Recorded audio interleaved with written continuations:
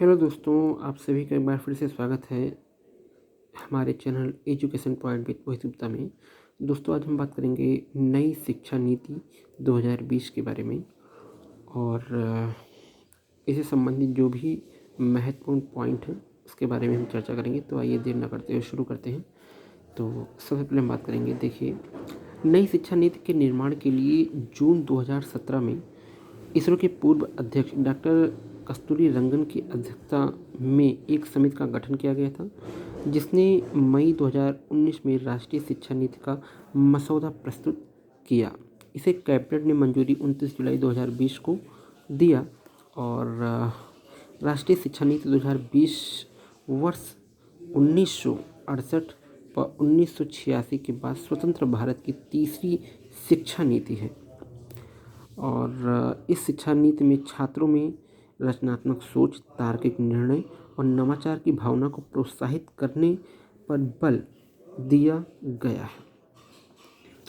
आगे हम बात करेंगे, पहली शिक्षा नीति जो आई थी वो 1968 में आई थी और ये 10+2+3 इंदिरा गांधी के समय में आई थी। उस समय इंदिरा गांधी जी प्रधानमंत्री थी और इसका सुझाव जो दिया गया था वो कोठारी आयोग की अध्यक्षता में दिया गया था। और दूसरी शिक्षा नीति 1986 में 10+2+3 के मॉडल पर राजीव गांधी की सरकार में आया था।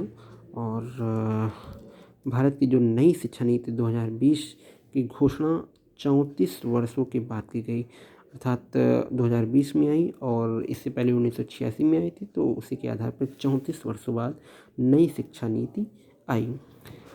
वैसे राष्ट्रीय शिक्षा नीति 1986 में आगे चलकर एक बार 1992 में संशोधन किया गया था। कुछ महत्वपूर्ण बदलाव किए गए थे पीवी नरसिम्हा राव सरकार के द्वारा। आगे हम बात करेंगे, डॉक्टर कस्तूरी रंगन, इनका पूरा नाम डॉक्टर कृष्णा स्वामी कस्तूरी रंगन है, ही राष्ट्रीय शिक्षा नीति 2020 के मसौदा समिति यानी कि ड्राफ्टिंग कमेटी के अध्यक्ष हैं। इस शिक्षा नीति को NHEP यानी कि नेशनल हायर एजुकेशन बिल के अंतर्गत जारी किया गया है। नई शिक्षा नीति 2020 को राष्ट्रीय शिक्षा नीति 1986 की जगह लागू किया गया है। इस शिक्षा नीति में 2020 यानी कि कक्षा 5 तक अंग्रेजी भाषा को खत्म कर दिया गया है। इसके स्थान पर मातृभाषा, स्थानीय भाषा, क्षेत्रीय भाषा का प्रयोग किया गया है।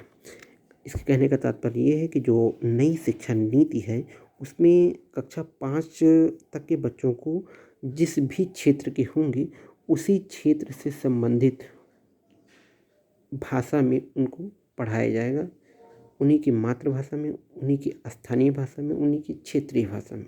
अर्थात अंग्रेजी पे उतना जोर नहीं दिया जाएगा। अंग्रेजी पर जोर तभी दिया जाएगा जब वहाँ के क्षेत्र की स्थानीय भाषा अंग्रेजी हो। भारत के शिक्षा मंत्रालय के पहले शिक्षा मंत्री जो होंगे वो रमेश पोखरियाल निशंक थे। नई शिक्षा नीति के अनुसार शिक्षा पर GDP का 6% खर्च किया जाएगा। नई शिक्षा नीति के अनुसार नया पैटर्न जो होगा वो 5+3+3+4 के मॉडल पर होगा। NCTE अर्थात national council for teacher education की स्थापना 1995 में हुई थी, जबकि इग्नू की स्थापना 1985 में हुई थी। NEP लागू करने वाला भारत का पहला राज्य जो है वो कर्नाटक है। और कुछ महत्वपूर्ण दिवस है इसी में जो कि शिक्षा से ही संबंधित है, तो उसको भी हम देख लेंगे। सबसे पहले अंतर्राष्ट्रीय शिक्षा दिवस, ये 24 जनवरी को मनाया जाता है। शिक्षक दिवस राधा कृष्ण जयंती पर 5 सितंबर को, और राष्ट्रीय शिक्षा दिवस 11 नवंबर को, और अंतर्राष्ट्रीय शिक्षक दिवस 5 अक्टूबर को। आगे हम बात करेंगे, ऑपरेशन ब्लैक बोर्ड राष्ट्रीय शिक्षा नीति 1986 के सुझाव पर शुरू किया गया था। इसकी शुरुआत 1987 में हुई थी। राष्ट्रीय शिक्षा नीति 1986 का मुख्य जो योगदान रहा है उसमें मुक्त विश्वविद्यालय, Navodaya Vidyalaya, operation black board, computer शिक्षा, ग्रामीण विश्वविद्यालय। राष्ट्रीय शिक्षा नीति 1986 की समीक्षा राममूर्ति समिति द्वारा 1990 में की गई थी। डाइट यानी कि district institute of education and training की स्थापना भी राष्ट्रीय शिक्षा नीति 1986 की सिफारिश पर की गई थी। तो ये था आज का हमारा नई शिक्षा नीति से संबंधित कुछ महत्वपूर्ण बातें। अगर आपको वीडियो अच्छा लगे तो आप वीडियो को लाइक कीजिए, सब्सक्राइब कीजिए, शेयर कीजिए। Thank you.